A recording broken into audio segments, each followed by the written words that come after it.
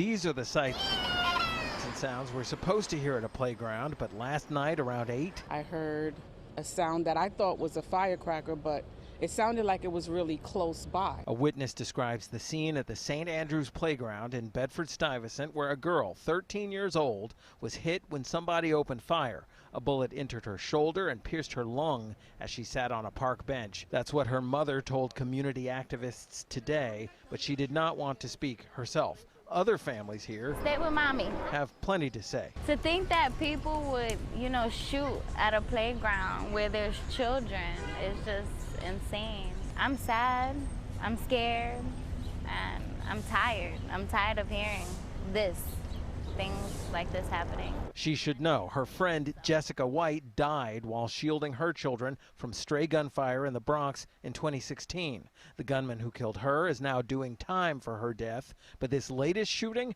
happened in the same place where gunfire rang out over this past Memorial Day weekend, injuring 3 people. The shooters are still at large. And since then, there have been 11 shootings where the person hit was not the intended target, including a 10-year-old on the day before his 5th grade graduation. The school held a special ceremony for him. 2 women in their 70s were shot the same day in separate incidents. A Hamilton Heights man walking his dog was killed, and another 11-year-old was hurt last weekend in East Harlem when somebody opened fire. In the last shooting, the girl's mother, in silence, showed defiance against whoever left her daughter injured and support for activists' message. When is this going to stop? It's going to stop when we as a community step up.